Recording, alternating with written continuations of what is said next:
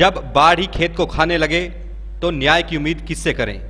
ऐसे ही हालात नगर परिषद में विजिलेंस जांच के हैं। अब नगर परिषद की विजिलेंस जांच इस संदेह के घेरे में आ गई है। लोगों को भी उम्मीद ही कम है, क्योंकि जिस तरह से रेड हैंडेड करवाने की सूचना लीक से होकर मुकदमा दर्ज होने के 9 दिन बाद भी कोई गिरफ्तारी नहीं हुई, अनुसंधान तक का ही आश्वासन दिया जा रहा है, उम्मीद भी कम होती जा रही है। सवाल बड़ा ये भी है कि अधिकारियों पर मुकदमा दर्ज होने के बाद भी निलंबन या ट्रांसफर की कोई कार्रवाई नहीं हुई। अब ऐसे में जनता कैसे विश्वास करे? क्या सबूतों से छेड़छाड़ संभव नहीं है? यह सब सवाल अब शासन के साथ प्रशासन को भी देने होंगे। बुधवार को भी महज खाना पूर्ति होती दिखाई दी।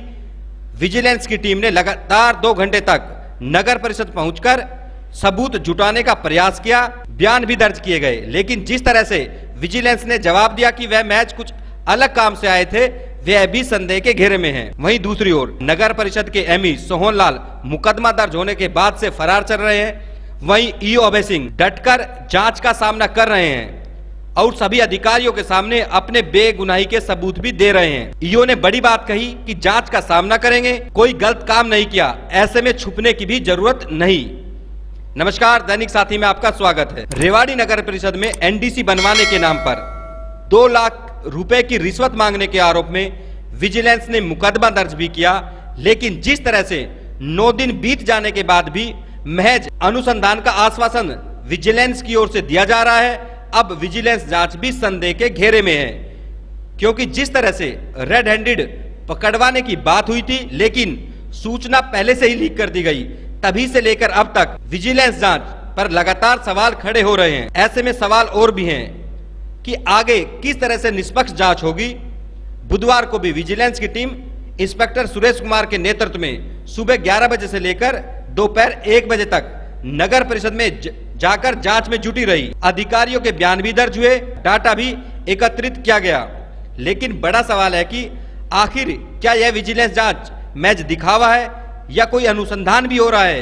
क्योंकि जिस तरह से नगर परिषद अधिकारियों पर मुकदमा दर्ज होने के 9 दिन बाद भी ट्रांसफर या कोई निलंबन की कार्रवाई नहीं हुई, जनता को न्याय की उम्मीद कम ही है। शिकायतकर्ता जग्गी सैनी की ओर से लगातार कहा जा रहा है कि जिस तरह से विजिलेंस जांच धीमी चल रही है, कुछ न कुछ दाल में काला जरूर है। वहीं दूसरी ओर बड़ा सवाल यह भी है कि जिस तरह से नगर परिषद के एमई सोहनलाल फरार चल रहे हैं, लेकिन ईओ अभय सिंह लगातार अधिकारियों के सामने अपने तर्क रख रहे हैं, अपनी बेगुनाही के सबूत भी दे रहे हैं। कुछ ऐसा ही उन्होंने पत्रकारों के सवाल का जवाब देते हुए भी कहा कि मैंने कोई गलत काम नहीं किया, ऐसे में छुपने की कोई जरूरत नहीं है, जांच में दूध का दूध और पानी का पानी हो जाएगा। ऐसे में सवाल है कि आने वाले दिनों में क्या विजिलेंस जांच पूरी होगी या पहले की विजिलेंस जांच की तरह ही ये विजिलेंस जांच भी फाइलों में दबकर रह जाएगी। ऐसे में सवाल सरकार से भी है, क्या इस तरह की कार्रवाई महज दिखावा है या कार्रवाई कर इसको अंजाम तक पहुंचाया जाएगा? हम तो वो अपने सीसीटीवी फुटेज लेने आ रहे हैं, और तो वही क्या मिला है इसके अंदर? नहीं, वो तो एफएसएल भेजेंगे जब पता चलेगा। तो इनकी जो गिरफ्तारी की बात कर रहे थे कि भाई इनको अरेस्ट पहले सबूत लें। पहले सबूत लेंगे। स्टेट विजिलेंस ब्यूरो की टीम थी।